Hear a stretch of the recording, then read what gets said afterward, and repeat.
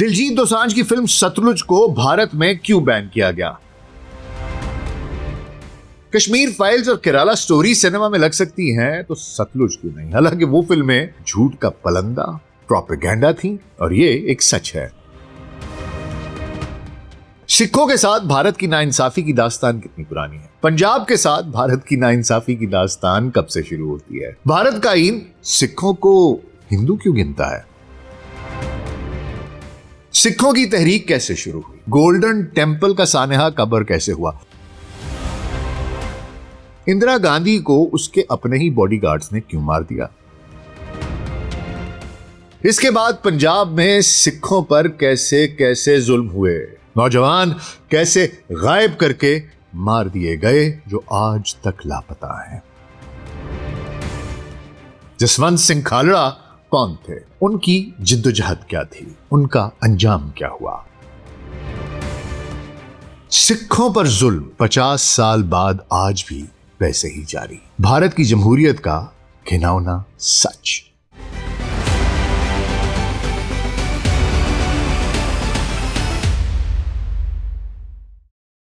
Global سچ pod cost doctor ناصر بے کے ساتھ آپ کی خدمت میں حاضر ہیں جی۔ السلام علیکم۔ دنیا کی سب سے بڑی جمہوریت کا دعویٰ کرنے والے بھارت میں سچ کو دفن کرنے کی ایک اور کوشش، ایک ایسی فلم جس نے 3 سال تک سینسر بورڈ کی تانا شاہی کا مقابلہ کیا، 127 کٹس برداشت کیے، اپنے اصل نام گھلو گھارا جس کا مطلب سکھ تاریخ میں قتل عام ہے کو تبدیل کر کے پہلے پنجاب 95 اور پھر ستلج کرنے پر مجبور ہوئی۔ اس فلم کو عام سینما گھروں میں ریلیز نہیں ہونے دیا گیا۔ جب فلم میکرز نے اسے OTT پلیٹ فارم Z5 کے ذریعے ڈیجیٹل ریلیز کرنے کی کوشش کی تو وہاں بھی بھارتی اسٹیبلشمنٹ اور سینسر بورڈ کی شدید دباؤ کے باعث اس فلم کو صرف 48 گھنٹوں کے بعد ہی پلیٹ فارم سے ہٹا دیا گیا۔ بھارتی حکومت اور میڈیا ذرائع کا دعویٰ ہے کہ بھارت مخالف طاقتیں اس فلم کا استعمال ملک کا امن خراب کرنے کے لیے کر سکتی ہیں، لیکن سوال یہ ہے کہ اس فلم میں ایسا کون سا سچ چھپا ہے جس سے دلی کے حکمران اس قدر خوف زدہ ہیں؟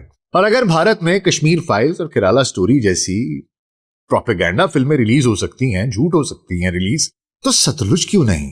پنجاب سے سکھوں سے سوتیلوں جیسا سلوک کیوں؟ اصل میں یہ فلم جدید بھارتی تاریخ کے اس سیاہ ترین باب پر روشنی ڈالتی ہے جسے ریاستی مشینری نے ہمیشہ کے لیے مٹا دینا چاہا۔ یہ کہانی ہے ایک عظیم بینک ملازم سے انسانی حقوق کے عظیم سپاہی بننے والے جسونت سنگھ کھالڑا کی، جنہوں نے پنجاب کے ہزاروں سکھ نوجوانوں کے ماورائے عدالت قتل، ایکسٹرا جوڈیشل کلنگز کا کچا چٹھا دنیا کے سامنے رکھ دیا۔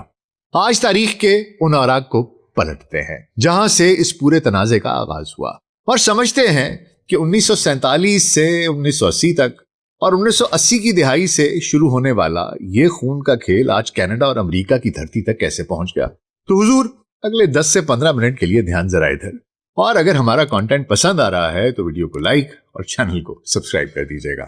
تو آئیے آغاز کرتے ہیں۔ حضور اس پورے تنازع کی بنیادیں 1947 کی تقسیم ہند کے اس تاریخی دھوکے میں چھپی ہیں جس کا خمیازہ سکھ قوم آج تک بھگت رہی ہے۔ جب برطانوی راج بر صغیر سے رخصت ہو رہا تھا تو مسلم لیگ کے قائدین نے سکھ رہنماؤں کو پاکستان کے فریم ورک کے اندر ایک با اختیار حیثیت کی پیشکش کی، لیکن ماسٹر تارا سنگھ اور دیگر سکھ اکالی رہنماؤں نے جواہر لال نہرو اور مہاتما گاندھی کے ان کھوکھلے وعدوں پر یقین کیا جو انہوں نے جولائی 1946 میں کلکتہ کے آل انڈیا کانگریس کمیٹی کے اجلاس میں کیے تھے۔ نہرو نے واضح الفاظ میں کہا تھا کہ ہندوستان کے شمال میں سکھوں کے لیے ایک ایسا خطہ اور آئینی ماحول تخلیق کیا جائے گا جہاں وہ آزادی اور خود مختاری کا احساس کر سکیں، لیکن 15 اگست 1947 کے فوراً بعد دلی کا رویہ بدل گیا۔ سکھوں کو الگ مذہبی یا سیاسی اکائی تسلیم کرنے سے صاف انکار کر دیا، یہاں تک کہ جب 26 نومبر 1949 کو بھارتی آئین منظور ہو رہا تھا تو سکھ نمائندوں ہربنس سنگھ اجیالا اور بھوپندر سنگھ مان نے اس پر دستخط کرنے سے انکار کر دیا، یہ کہہ کر کہ یہ آئین سکھوں کو غلام بنانے کی دستاویز ہے۔ پنجاب 5 دریاؤں کی تاریخی دھرتی تھی، تقسیم کے وقت پہلے ہی اپنا 62% رقبہ اور زرخیز زمین پاکستان کی طرف گنوا چکا تھا، لیکن بھارتی ریاست نے رہے سہے پنجاب کو بھی کمزور کرنے کی پالیسی اپنائی۔ جب پورے بھارت میں لسانی بنیادوں پر ریاستیں بن رہی تھیں تو پنجاب میں زبان کے نام پر سکھوں کو حق دینے سے انکار کیا گیا۔ ایک طویل جدوجہد جسے پنجابی صوبہ مورچہ کہا جاتا ہے کہ بعد بالآخر 1 نومبر 1966 کو پنجاب ری آرگنائزیشن ایکٹ کے تحت پنجاب کو مزید 3 صوبوں میں کاٹ دیا گیا، جس سے ہریانہ اور ہماچل پردیش وجود میں آئے۔ ریاستی عداوت کا سب سے بڑا ثبوت یہ تھا کہ پنجاب کا اپنا دارالحکومت چندی گڑھ زبردستی ایک یونین ٹیریٹری بنا کر مرکزی حکومت کے براہ راست کنٹرول میں دے دیا گیا۔ اس سے بھی بڑا معاشی وار پنجاب کے پانیوں پر کیا گیا۔ آرٹیکل 246 کے تحت پانی ریاست کا معاملہ ہوتا ہے، لیکن مرکز نے سکھ کسانوں کو معاشی طور پر مفلوج کرنے کے لیے 1976 کے انڈس واٹر ایڈجسٹمنٹ اور ستلج بیاس لنک SYL کینال منصوبے کے ذریعے پنجاب کے دریاؤں کا 75% سے زائد پانی زبردستی غیر زرعی اور غیر سکھ ریاستوں ہریانہ اور راجستھان کی طرف موڑ دیا، جس کا مقدمہ آج بھی عدالتوں میں لٹک رہا ہے۔ مذہبی محاذ پر سکھوں کے وجود کو مٹانے کے لیے بھارتی آئین کے آرٹیکل 25 کلوز 2B کے تحت سکھ مت کو ایک آزاد مذہب تسلیم کرنے کی بجائے قانونی طور پر انہیں ہندو دھرم کی ایک ذیلی شاخ قرار دے دیا گیا، جس کے خلاف سکھ برادری میں شدید فکری اضطراب پیدا ہوا۔ انہی مسلسل ناانصافیوں کے خلاف سکھ قیادت نے 16-17 اکتوبر 1973 کو آنندپور صاحب قرارداد آنندپور صاحب ریزولوشن منظور کی۔ یہ کوئی علیحدگی پسند دستاویز نہیں تھی، بلکہ یہ وفاق ہند کے اندر رہتے ہوئے پنجاب کے لیے حقیقی معاشی و سیاسی خود مختاری کا ایک قانونی مطالبہ تھا۔ اس میں چندی گڑھ کی پنجاب کو واپسی، پانیوں کے منصفانہ فیصلے اور مرکز کا کنٹرول صرف دفاع، خارجہ امور، کرنسی اور مواصلات تک محدود کرنے کا مطالبہ کیا گیا تھا۔ لیکن جب اکالی دل نے اس قرارداد کے حق میں 4 اپریل 1982 کو دھرم یدھ مورچہ نامی پرامن تحریک شروع کی، تو مرکز میں بیٹھی وزیر اعظم اندرا گاندھی کی حکومت نے پروپیگنڈا مشینری کا استعمال کرتے ہوئے اس پرامن سیاسی احتجاج کو ملک دشمنی، غداری اور علیحدگی پسندی کا رنگ دے دیا۔ اسی سیاسی حب سے بیجا اور دلی کے تکبر کے ماحول میں ایک ایسی شخصیت ابھری جس نے سکھ قوم کو ایک نئی سمت دی، سنت جرنیل سنگھ بھنڈرانوالا۔ وہ دمدمی ٹکسال کے 14ویں سربراہ اور ایک خالص مذہبی مبلغ تھے، جنہوں نے پنجاب کے کونے کونے کا دورہ کر کے نوجوانوں کو نشے اور مغربی تہذیب کے اثرات سے نکال کر سکھ مت کے اصل اصولوں اور امرت پان کی طرف مائل کیا۔ جب انہوں نے دیکھا کہ پرامن آئینی راستے سکھوں کے لیے بند کیے جا چکے ہیں اور پولیس سکھ نوجوانوں کو نشانہ بنا رہی ہے، تب انہوں نے دلی کے سامراجی رویے کے خلاف سخت موقف اختیار کیا۔ 1982 کے آخر تک بھنڈرانوالا نے دلی کے ظلم کے خلاف مسلح دفاع کا اعلان کیا، جس کے بعد یہ تحریک حقوق کی جنگ سے بدلتی ہوئی ایک آزاد سکھ وطن خالستان کے قیام کی مسلح جدوجہد میں تبدیل ہو گئی۔ اس کے بعد آتا ہے حضور ایک تاریک باب، آپریشن بلو سٹار۔ 1 جون سے 10 جون 1984 یہ وہ 10 دن ہیں جنہوں نے جدید ہندوستان کے ماتھے پر جمہوریت کے نام پر ایک ایسا خونی کلنک لگا دیا جسے تاریخ کبھی دھو ہی نہیں سکتی۔ اندرا گاندھی نے سکھوں کے عزم کو ہمیشہ ہمیشہ کے لیے کچل ڈالنے کی کوشش کی اور اس لیے آپریشن بلو سٹار کا حکم دیا، جس کی کمان لیفٹیننٹ جنرل KS برار کو سونپی گئی۔ سکھ تحریک کو بدنام کرنے اور اس قتل عام پر پردہ ڈالنے کے لیے آپریشن شروع ہونے سے پہلے 2 جون 1984 کو پورے پنجاب میں مکمل میڈیا بلیک آؤٹ کر دیا گیا۔ تمام غیر ملکی صحافیوں کو ریاست سے نکال دیا گیا، ریل اور بس سروس معطل کر دی گئی اور فون لائنیں کاٹ دی گئیں۔ حکومت کا سرکاری بیانیہ یہ تھا وہ صرف گولڈن ٹیمپل ہرمندر صاحب کمپلیکس کے اندر موجود عسکریت پسندوں کو نکالنے جا رہے ہیں، لیکن اس آپریشن کا وقت جان بوجھ کر 3 جون چنا گیا، جو سکھوں کے 5ویں گرو ارجن دیو سنگھ کا ان کا شہیدی پرب ہے، یوم شہادت ہے۔ اس مذہبی تہوار کے موقع پر پورے پنجاب سے ہزاروں معصوم زائرین، جن میں خواتین، بوڑھے اور معصوم بچے شامل تھے، دربار صاحب کے اندر جمع تھے۔ 5 جون کی رات کو بھارتی فوج نے پوتر احاطے میں ٹینک اور بختر بند گاڑیاں داخل کر دی۔ جب فوج کو بھنڈرانوالا کے ساتھیوں اور جنرل شبیگ سنگھ کی جنگی حکمت عملی کی وجہ سے شدید مزاحمت کا سامنا کرنا پڑا اور ان کے درجنوں کمانڈوز مارے گئے، تو جھنجھلاہٹ میں آ کر 6 جون کی صبح یہ وجنتا ٹینکس وہ اس احاطے میں داخل کیے گئے اور اس سے سکھوں کے سب سے مقدس سیاسی مرکز اکال تخت پر گولہ باری شروع کر دی گئی، جس سے وہ تاریخی عمارت ملبے کا ڈھیر بن گئی۔ اس خونی کارروائی میں سکھوں کی تاریخ کا سب سے بڑا علمی نقصان بھی کیا گیا۔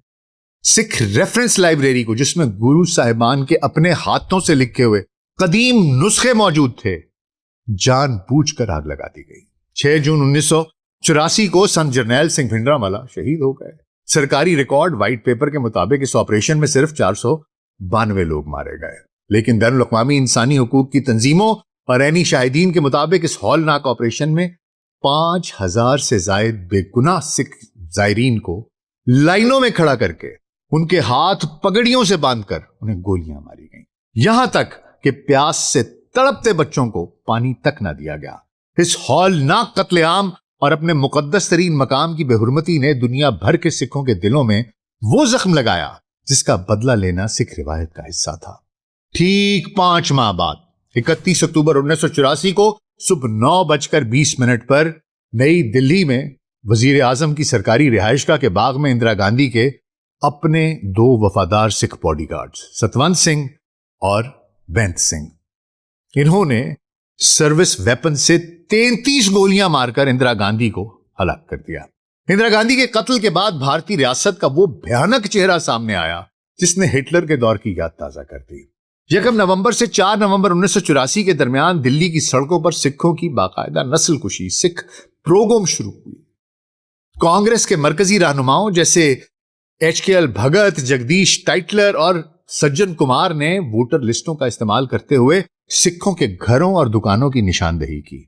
हिंदू इंतहा पसंदों के हुजूम को सरकारी बसों में लाया गया, उन्हें लोहे की रॉडें और केमिकल्स फराहम किए गए। सिख मर्दों को उनकी माओं और बहनों के सामने घसीट कर निकाला गया, उनके गलों में मिट्टी का तेल और जलते हुए टायर डालकर उन्हें जिंदा जला दिया गया।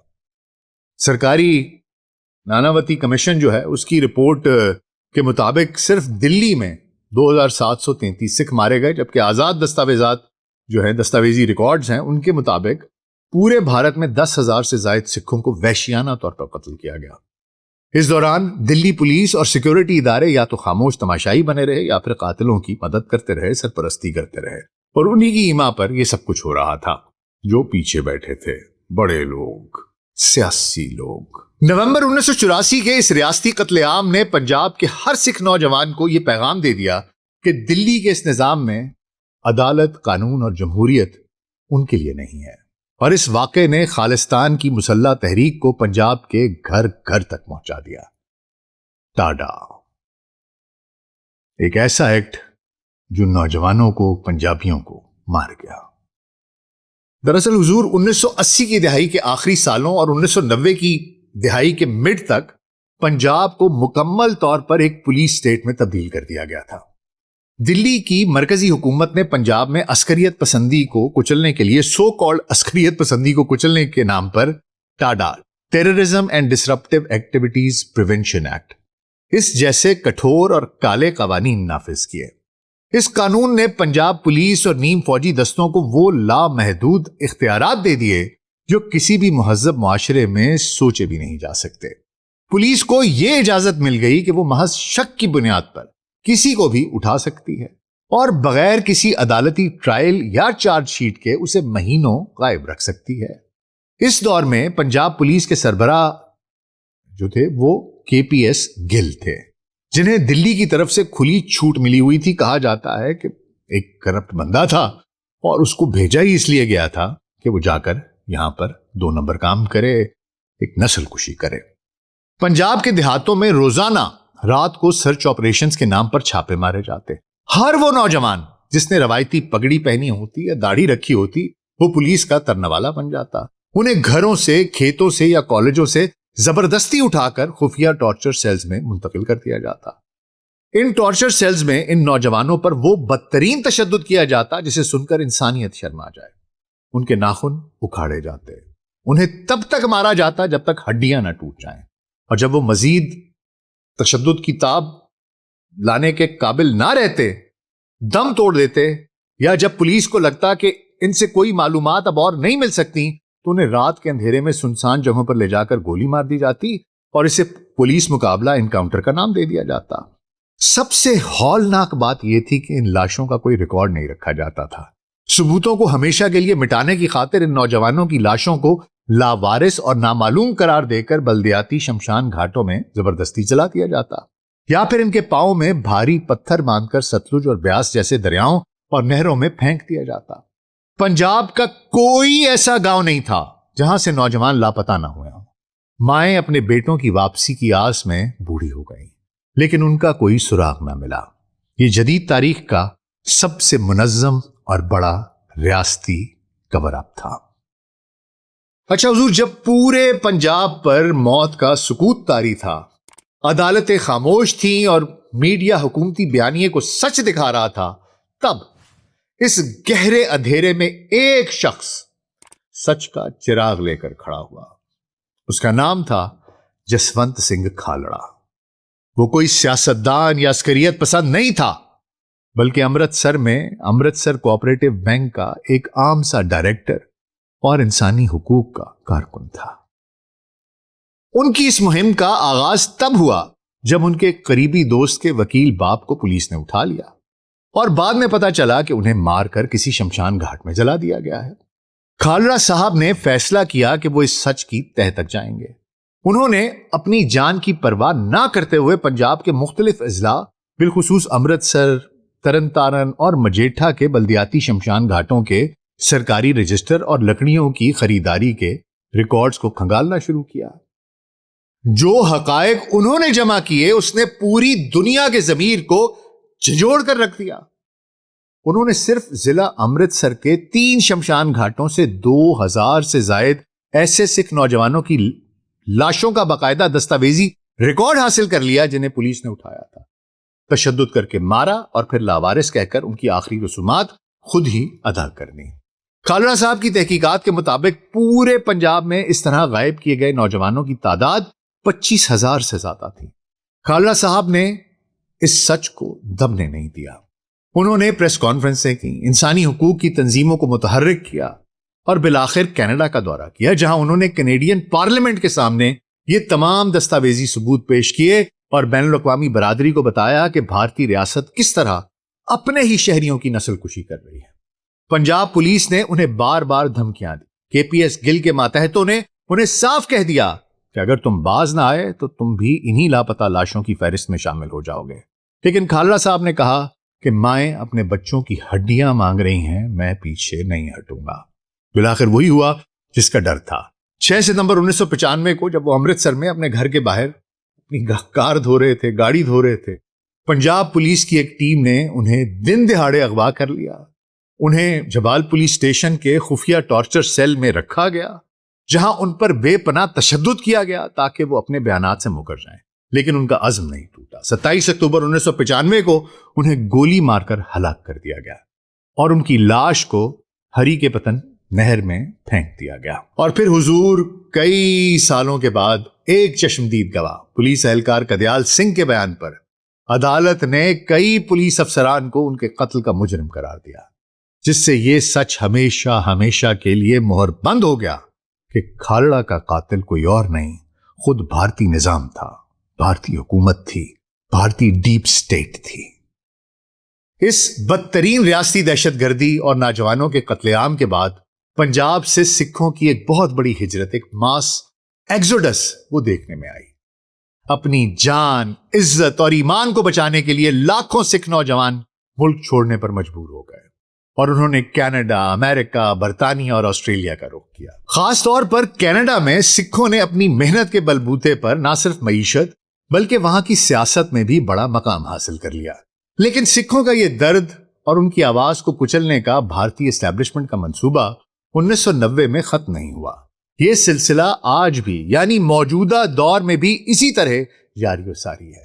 بھارتی حکومت کا خوف اب بین الاقوامی سرحدوں کو بھی پار کر چکا ہے اور وہ بیرونی ملکوں میں بیٹھے سکھ رہنماؤں کو نشانہ بنا رہی ہے جو خالستان یا سکھ حقوق کی، پنجابیوں کے حقوق کی بات کرتے ہیں۔ اس کی سب سے بڑی مثال کینیڈا کی دھرتی پر برٹش کولمبیا کے ایک گردوارے کے باہر سکھ رہنما ہردیپ سنگھ نجر کا دن دہاڑے قتل تھا۔ اس قتل کے بعد کینیڈا کے وزیر اعظم جسٹن ٹروڈو نے اپنی پارلیمنٹ میں کھڑے ہو کر باضابطہ اعلان کیا تھا کہ کینیڈین انٹیلیجنس کے پاس اس بات کے پکے ثبوت ہیں کہ ہردیپ سنگھ نجر کے قتل میں بھارتی حکومت کے ایجنٹس اور سفارتکار براہ راست ملوث تھے۔ اسی طرح امریکہ میں سکھ حقوق کے رہنما اور سکھ فار جسٹس کے بانی گپتونت سنگھ پنو کو جان سے مارنے کی ایک بین الاقوامی سازش کا پردہ فاش ہوا امریکی تحقیقاتی ادارے FBI نے اس سازش کو ناکام بناتے ہوئے نکھل گپتا نامی ایک بھارتی کارندے کو گرفتار کیا اور نیو یارک کی عدالت میں جو چارج شیٹ پیش کی گئی اس نے دنیا کو ورطۂ حیرت میں مبتلا کر دیا۔ اس چارج شیٹ کے مطابق بھارتی خفیہ ایجنسی را کے اعلیٰ افسران دلی میں بیٹھ کر امریکی دھرتی پر سکھ رہنماؤں کے قتل کی سپاری دے رہے تھے۔ اور اگر ہم واپس پنجاب کی طرف دیکھیں تو سکھ حقوق، پنجاب کی مٹی اور یہاں کی پانیوں پر کھل کر گانے والے اور نوجوانوں کے دلوں پر راج کرنے والے لیجنڈری گلوکار سدھو موسے والا کا مئی 2022 میں دن دہاڑے بے رحمی سے قتل کر دیا گیا۔ سدھو موسے والے کی مقبولیت اور ان کے گانوں میں پنجاب کی تاریخ اور حقوق کا جو تذکرہ ہوتا تھا اس نے دلی کے حکمرانوں کی نیندیں اڑا دی تھی۔ پنجاب کا ہر شعور رکھنے والا انسان جانتا ہے کہ بھارتی اسٹیبلشمنٹ ہر اس سکھ کے چہرے سے خوفزدہ ہو جاتی ہے جو عوام میں مقبول ہو جائے، جو دلی کے سامنے سر جھکانے سے انکار کر دے اور جو سکھ حقوق کی بات کرے۔ حضور، یہی وہ تاریخی سچائی، یہی وہ خوف اور یہی وہ داغ ہے جنہیں چھپانے کے لیے آج فلم ستلج پر پابندی لگا کر اسے OTT سے بھی ہٹا دیا گیا ہے۔ بھارتی نظام نہیں چاہتا کہ آج کی نسل یہ جانے کہ جسونت سنگھ کھالڑا کون تھا، اس نے کس طرح 25,000 لاپتہ سکھوں کا سچ ڈھونڈ نکالا تھا اور کس طرح ریاست نے خود ایک ہیرو کو موت کے گھاٹ اتارا تھا۔ دلجیت دوسانجھ جیسے عالمی سپر سٹار نے اپنے کمرشل کیریئر کو خطرے میں ڈال کر اس فلم کو بنایا۔ کیوں؟ کیونکہ پنجاب کے لیے یہ صرف تفریح یا سینما نہیں ہے، یہ ایک زخم ہے، ایک انہیلڈ سکار ہے جس سے آج بھی خون رس رہا ہے۔ یہ حق کی وہ آواز ہے جسے زبردستی خاموش کرانے کی کوشش کی جا رہی ہے، لیکن اب یہ دبے گی نہیں۔ تاریخ گواہ ہے کہ سچائی پر کتنے ہی کٹس کیوں نہ لگا دیے جائیں، اسے اسکرین سے تو مٹایا جا سکتا ہے لیکن لوگوں کے ذہنوں اور تاریخ کے صفحات سے کبھی حذف نہیں کیا جا سکتا۔ جسونت سنگھ کھالڑا نے اپنی موت سے پہلے کینیڈا میں ایک آخری تقریر کی تھی۔ انہوں نے کہا تھا، جب سورج غروب ہو رہا ہو اور چاروں طرف اندھیرا چھا جائے تو روشنی کا دعویٰ کرنے کے لیے ایک چھوٹی سی شمع ہی کافی ہوتی ہے۔ میں اس اندھیرے کے خلاف وہ شمع بننے چلا ہوں۔ اگر یہ بجھ بھی گئی تو مجھے یقین ہے کہ میری قربانیوں سے ہزاروں اور شمعیں روشن ہوں گی۔ فلم ستلج کو بین کر کے دلی نے ثابت کر دیا کہ وہ سچ کی شمع سے آج بھی اتنے ہی خائف ہیں جتنی 1995 میں تھی۔ آپ کا اس پوری تاریخ، اس سینسرشپ کے بارے میں، اس سچ کو روکنے کے بارے میں آپ کی کیا رائے ہے؟ مجھے کامنٹس میں ضرور بتائیے گا۔ اپنا بہت خیال رکھیے گا۔ شکریہ۔